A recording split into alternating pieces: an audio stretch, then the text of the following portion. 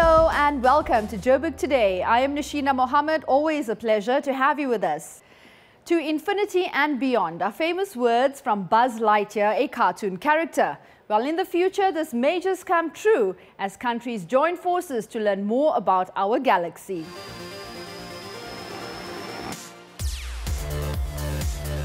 Created by the United States Space and Rocket Center and NASA with the added support of the Department of Science and Technology and Media 24, the Gateway to Space exhibition maps the highlights of man's journey to the stars in a fun and educational way for all to enjoy. It's an exhibition that was created by USSRC, which is the United States Space and Rocket Center, with NASA, and they decided to, just show it to the world. So it's actually, the center is in Huntsville, Alabama, and 3 years ago they started a traveling exhibition. So they sent their prototypes and models all over the world for people to see.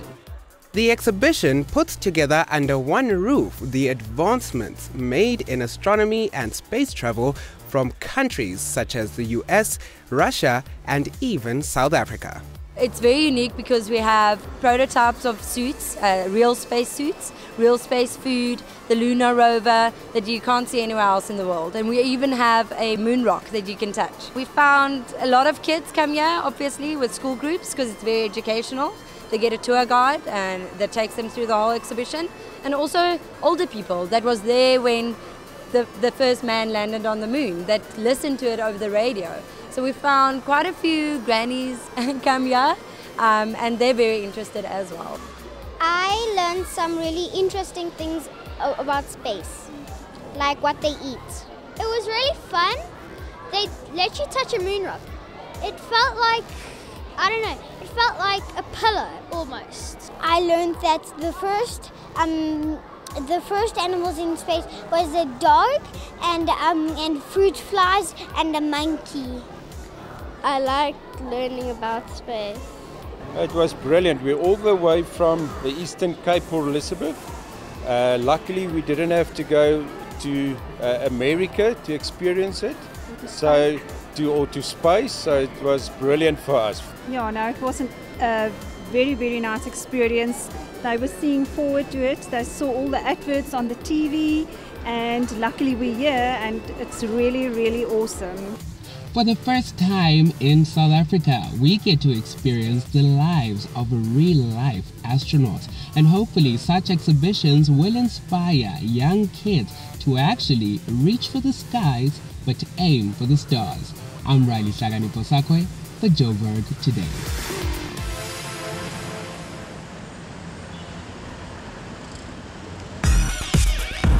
Like us on Facebook, joburgtoday.tv, and follow us on Twitter at Joburg Today. Today is World Refugee Day. We decided to visit Mayfair to reflect on the challenges faced by immigrants here. This is Mayfair, Johannesburg, a suburb where color, culture and language converge. In this area alone, we have Pakistani barbers, Somali refugees, Ethiopian asylum seekers and Turkish cooks. This neighborhood, nicknamed Little Mogadishu, is home to the largest Somali population in the city. It has transformed from a quiet residential area into a bustling hub of small businesses. Some attribute this to the enterprising nature of the Somali community. Others, such as coffee shop owner Ibrahim Ali, insist that it is born out of necessity. A big problem. Now, 3 times now. I get a big problem 2008. You know that road, Mariam Makeba, my brother, he passed away there.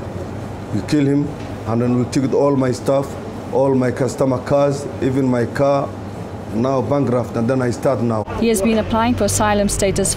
Despite this delay, Ali says he is still a law-abiding citizen who pays rent and supports the local economy through his business. Tensions have been simmering between foreign shopkeepers and their local counterparts for years, with accusations that foreigners are destroying and stealing local business. Many foreign-owned shops were abandoned in Soweto after premises were petrol bombed and looted.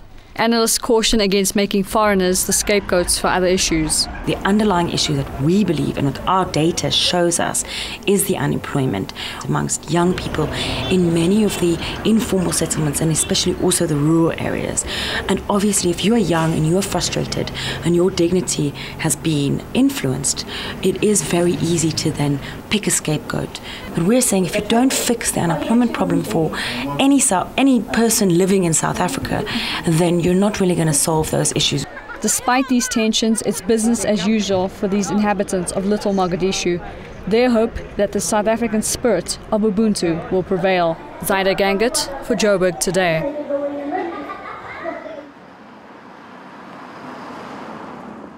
Hi, I'm Jen Sue and you're watching Joburg Today. And that brings us to the end of the show. For more coverage on the city, check out our playlist. And that's it from me, Nashina. Have a great week ahead.